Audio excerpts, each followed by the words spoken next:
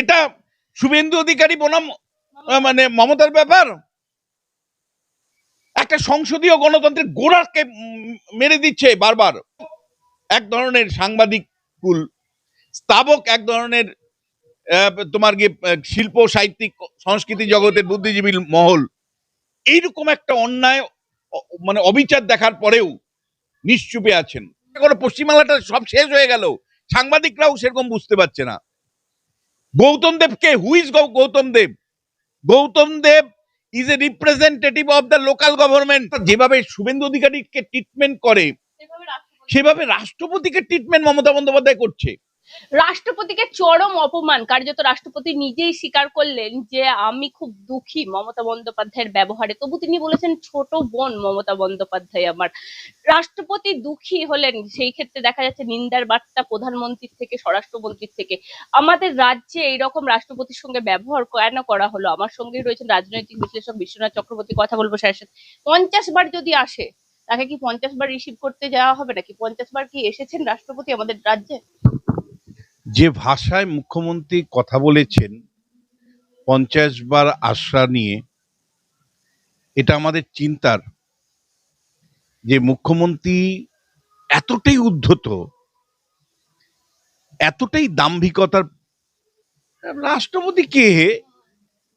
আমি পশ্চিমবাংলার শাসন করি, আমি রাজ। একেবারে মধ্যযুগের শাসকরা যেভাবে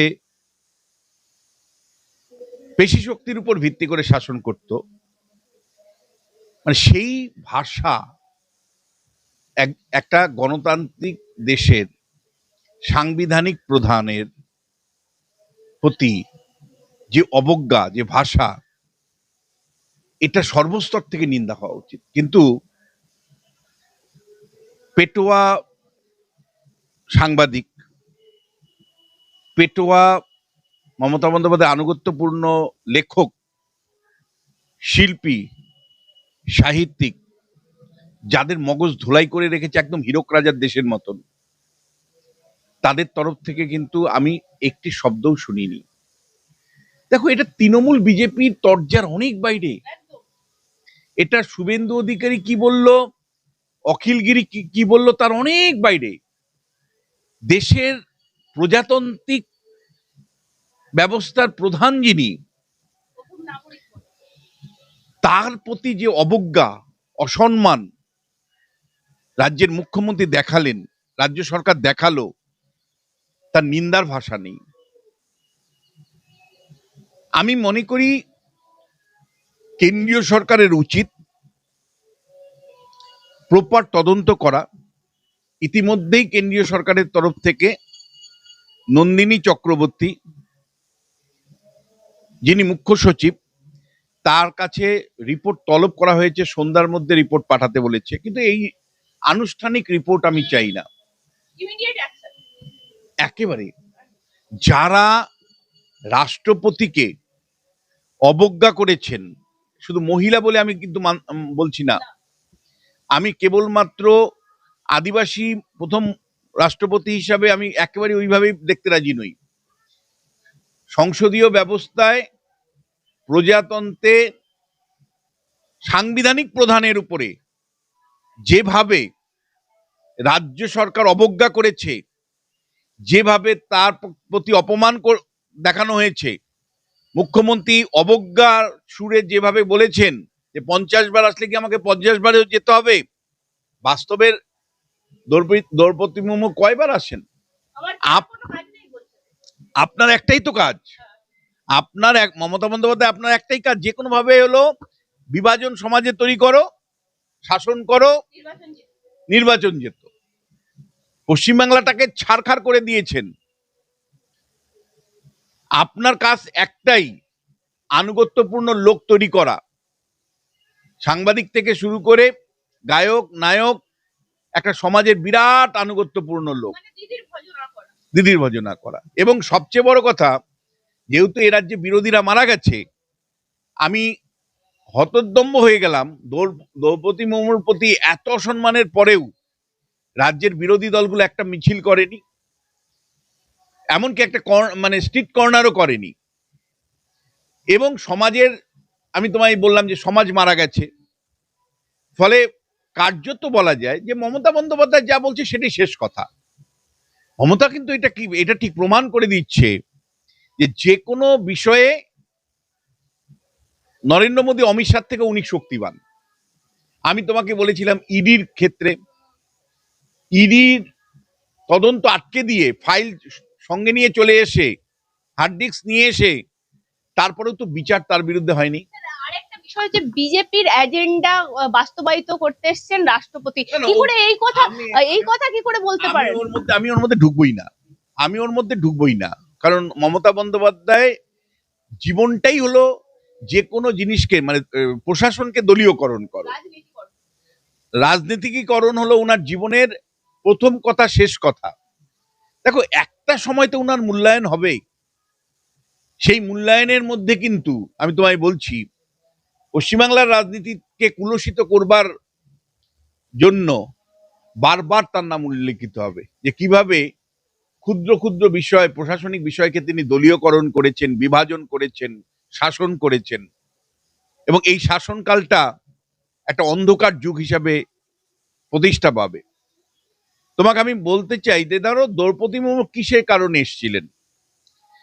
সাঁওতাল রাজ্য সরকারের তরফ থেকে তো ওনাকে ডাকা হয়নি, রাজ্য সরকারের তো কোনো প্রোগ্রাম ছিল না, এইটাই ওনারা বলতে চেয়েছেন। ওই এইটার এই সাহসটা উনি বলতে পারেন। রাজ্য সরকার আলাদা, অ্যাজ ইফ যেন রাজ্য সরকার একটা আলাদা দেশ, এটা বলতে পারেন কি কেন জানো তো?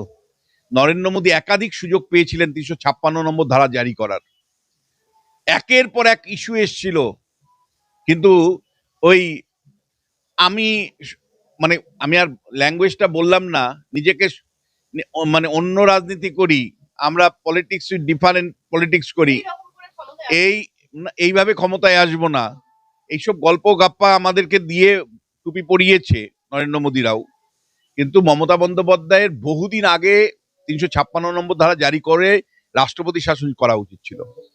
দিনের পর দিন তখন 55টা মানুষের মানে মৃত্যুর হোলি হলো, হাজার হাজার মানুষ যখন এই রাজ্য থেকে ভিন্ন রাজ্যে নিয়ে নিজের প্রাণ বাঁচালো, যখন মেয়েরা ধর্ষিত হলো পোস্ট ইলেকশন ভায়োলেন্সে, তখন ইমিডিয়েটলি তো রাষ্ট্রপতি শাসন জারি হয়। যখন মানে মুর্শিদাবাদে হিন্দুরা পালাচ্ছে, যখন হরগোবিন্দ দাস এবং তার পুত্রকে ওইভাবে গণহত্যা করা হলো, এবং তারপরে ল অ্যান্ড অর্ডার যখন হাতের বাইরে, 355 নম্বর ধারা জারি করার সুযোগ ছিল না। পঞ্চায়েত নির্বাচনে যখন মৃত্যুর লাশ চলছে, 100 মৃত্যুর বিনিময়ে পঞ্চায়েত নির্বাচন, তখন রাষ্ট্রপতি শাসন জারি করা যেত না শুধুমাত্র ল অ্যান্ড অর্ডারের প্রশ্নে? একটা জিনিস কিন্তু মমতা আমি তোমায় বলতে বন্দ্যোপাধ্যায় চাই, বললেন সাঁওতাল তো কি হয়েছে, আমাদের সাথে মুন্ডা আছে, আমাদের সাথে বিরসা আছে, মুখ্যমন্ত্রী আরো অনেকগুলো আদিবাসী সম্প্রদায়ের কথা বললেন, তারা আমাদের সঙ্গে রয়েছে। দেখো তোমরা ছোট ছোট রাজনীতির জায়গা থেকে জিনিসটাকে দেখছো, আমি কিন্তু পার্লামেন্টারি ডেমোক্রেসির জায়গা থেকে দেখছি। আমি কেন এত সরব হচ্ছি? তুমি কি মনে করছো শুধুমাত্র সাঁওতালদের প্রশ্নে বিজেপি মানে সেন্টিমেন্ট করে দুটো ভোট পাবে বিজেপি, আমি সেই কনটেক্সটে, বা তৃণমূল কংগ্রেস মুন্ডাদের ভোট পাবে সেই কনটেক্সটে বলতে চাই? একজন পলিটিক্যাল সায়েন্সের টিচার হিসাবে, 60 বছর অতিক্রান্ত হওয়া একটা মানুষ হিসাবে আমি পরিষ্কার বুঝতে পারছি যে পশ্চিমবাংলাটাকে শ্মশানে পরিণত করছে মমতা বন্দ্যোপাধ্যায়। পশ্চিমবাংলার পার্লামেন্টারি ডেমোক্রেসির সামান্যতম নিয়ম নীতি তিনি মানছেন না।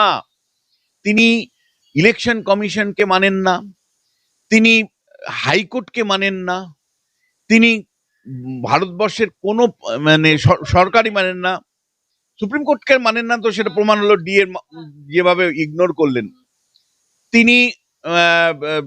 ইডি সিবিআই কেন্দ্রীয় সংস্থাকে মানেন না। প্রধানমন্ত্রী, তুমি জানো যে এখানে ঝড় হওয়ার পরে প্রধানমন্ত্রী এসছিলেন, সেই প্রধানমন্ত্রী যে কোনো মানে যখন অ্যাসেসমেন্ট বৈঠক করেন, মানে কোনো ক্ষয়ক্ষতি নিয়ে বৈঠক করেন রাজ্য প্রশাসনের সাথে, তখন চিফ সেক্রেটারি থাকাটা বাধ্যতামূলক। সেই চিফ সেক্রেটারিকে নিয়ে মমতা বন্দ্যোপাধ্যায় চলে গেলেন। প্রধানমন্ত্রীরও আজকে দ্রৌপদী মুর্মুর কে অসম্মান করা হলো প্রোটোকল না মেনে, প্রধানমন্ত্রীর সাথেও তো একই কথা হয়েছিল। প্রধানমন্ত্রীকে অসম্মান করা হয়েছিল, চিফ সেক্রেটারিকে সরিয়ে তুলে নিয়ে চলে গিয়েছিলেন উনি। এবং সেই রিভিউ মিটিং এ প্রধানমন্ত্রী চিফ সেক্রেটারি ছাড়াই করতে হয়েছে। কি অসম্মান, কি অসম্মান! কিন্তু আমার প্রশ্ন ওখানেই, নরেন্দ্র মোদী কি ব্যবস্থা নিয়েছিলেন? আমার কিন্তু প্রশ্নটাও নরেন্দ্র মোদীর প্রতিও একইভাবে থাকবে। দেশের সর্বোচ্চ নাগরিক কেন করা হলেন না? কেন করা হলেন না? আইপিএস অফিসারদের যে আইন আপনি আনতে চেয়েছিলেন, এটা এটা আমি তোমায় বলছি, অমিত শাহ টেবিলে ছিল সেই ফাইল। আইএস আইপিএস অফিসারকে নিয়ন্ত্রণ করবার জন্য, তারা এই ধরনের আচরণ থেকে বিরত রাখার জন্য যে আইন তৈরি করার কথা ছিল, মমতা বন্দ্যোপাধ্যায় যেই মুহূর্তে ফোন করলেন, আপত্তি করলেন, চিঠি পাঠালেন, আপনি সেই খসড়া বিল লোকসভায় কেন প্লেস করলেন না? কেন প্লেস করলেন না?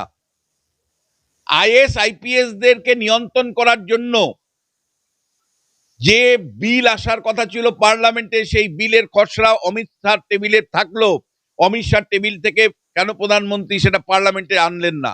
আমি এই প্রশ্নটা রাখতে চাই। এবং আমি আরেকটা জিনিস বলতে চাই, দেখো কি অসহায় আমাদের রিপাবলিক, কি অসহায় অবস্থা তৈরি হয়েছে যে রাষ্ট্রপতির ওই অবমাননা ভাবা যায় না। মুখ্যমন্ত্রী যেখানে স্বয়ং থাকার কথা, তিনি রাজনীতির জন্য ওখানে আছেন।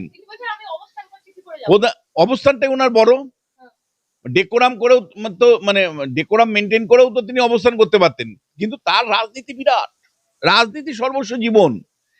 মানুষ চুলোয় যাক, সম্মান ধুলোয় যাক, রাষ্ট্রপতির সম্মান ধুলোয় যাক, মানে প্রোটোকল ধুলোয় যাক, কিন্তু আমার রাজনীতিটা চাই, আমি সিংহাসনে বসবো। যার হাতে দেশের নিউক্লিয়ার পাওয়ার, তাকে অগ্রাহ্য করি।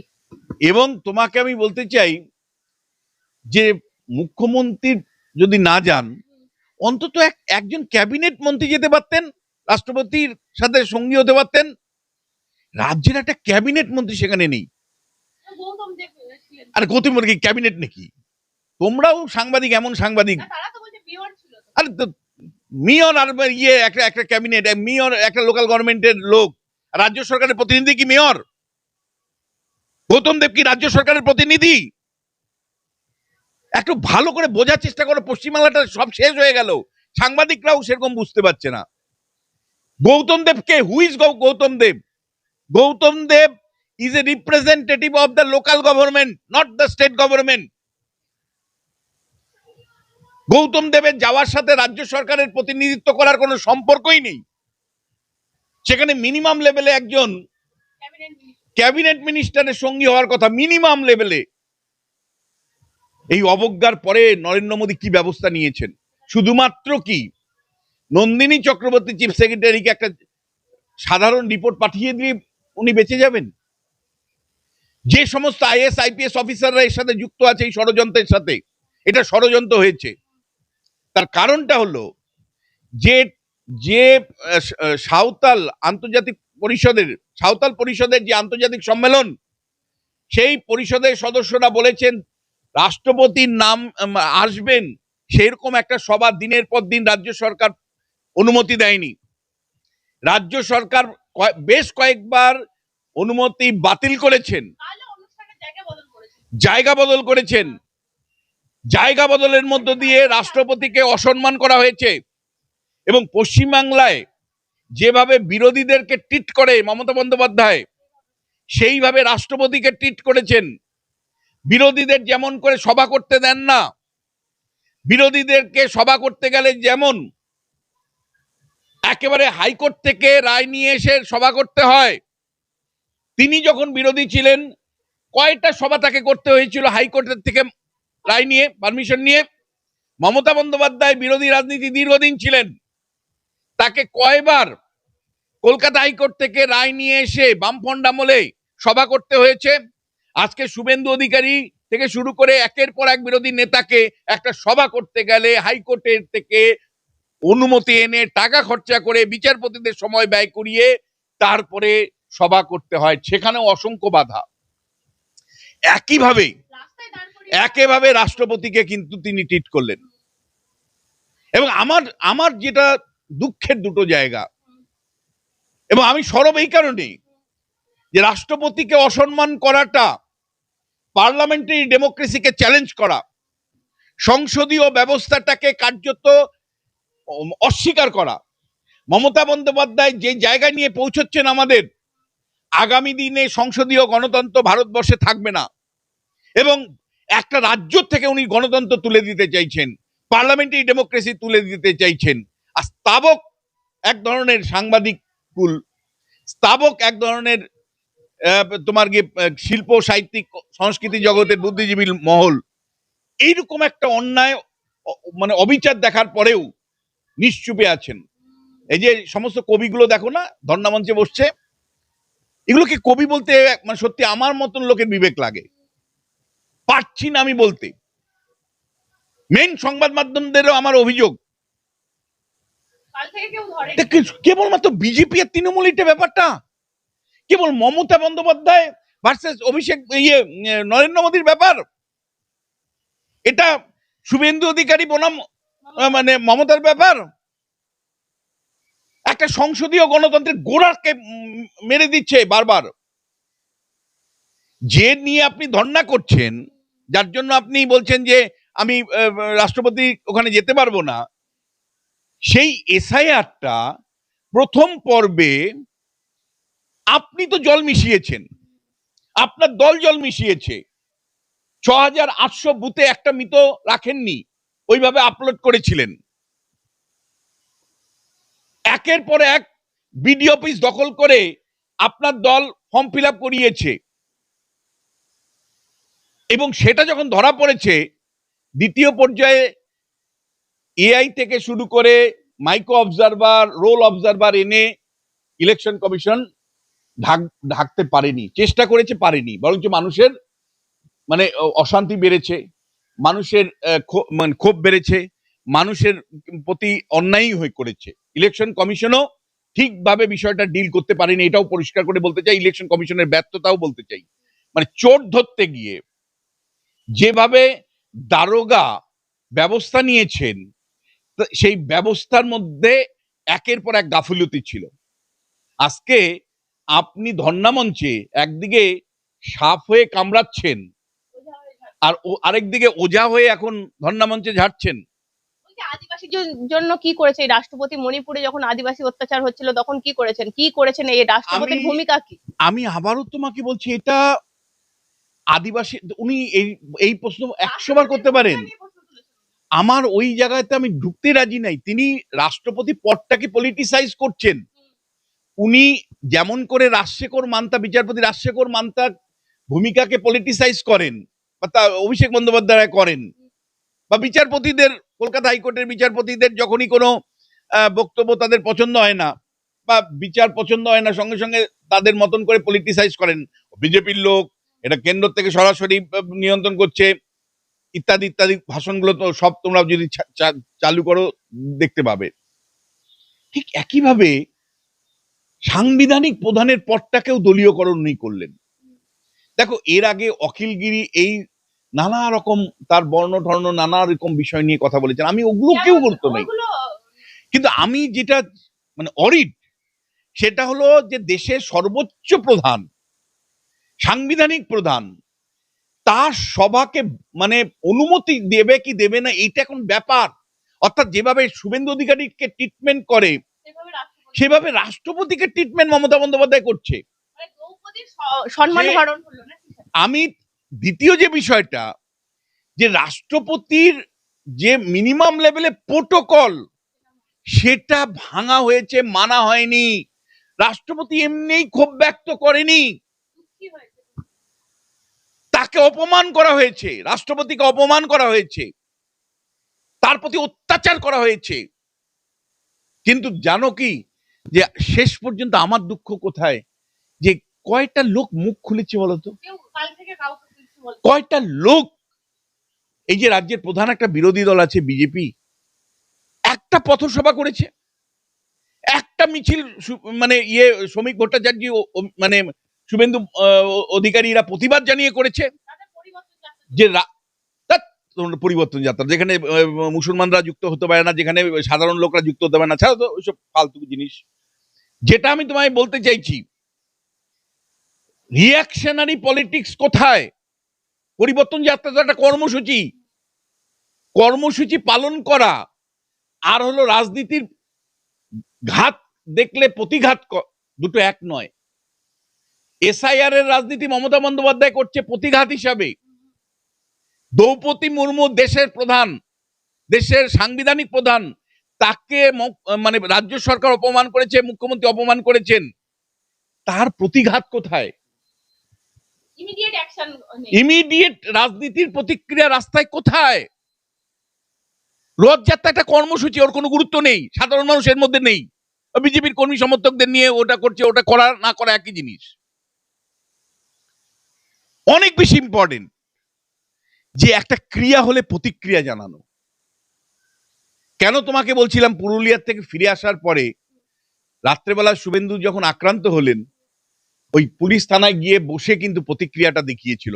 তোমার মনে থাকতে পারে আমি সেদিন প্রতিক্রিয়া জানিয়েছিলাম যে এই যে ক্রিয়া প্রতিক্রিয়ার রাজনীতি, যেটা বিজেপি 5 বছর করলো না, শুভেন্দু শেষ লগ্নে শুরু করলেন, এটা কিন্তু ইতিবাচক বার্তা যাবে। ফলে আমরা যেটা দেখলাম সেটা হলো দ্রৌপদী মুর্মু দেশের প্রধান, তাকে যেভাবে অপমানিত করা হলো, অসম্মান করা হলো, তার প্রতিক্রিয়া হিসাবে মিটিং মিছিল এর মাধ্যমে যে উপস্থিতি বিরোধী দলের থাকা উচিত ছিল, মানুষের কাছে বার্তা দেওয়া উচিত ছিল, এটা কিন্তু তোমার রথযাত্রা কর্মসূচির মাধ্যমে হবে না। ফলে বারবার তোমাকে বলছি, কর্মসূচি পালন করা আর আন্দোলন করা এক নয়। দ্রৌপদী মুর্মু যেভাবে অসম্মানিত হয়েছে, তাতে সেটা দাবি করে আন্দোলনের, ক্ষোভের, বিক্ষোভের, পথসভার, বন্ধের। সেই রাজনীতি তো বিরোধীরা করেনি। আর সেই রাজনীতি বিরোধীরা শুধু করেনি তা নয়, আমার মতন মানুষরা, বুদ্ধিজীবীরা, যাদের বুদ্ধি বিক্রি করে বাজারে খায়, তারাও কোথায় প্রতিবাদ করেছে? আমরাই বা কোথায় প্রতিবাদ করেছি? ফলে দিনের শেষে সংসদীয় গণতন্ত্রের পরাজয় ঘটলো, মমতা বন্দ্যোপাধ্যায়ের জয় হলো।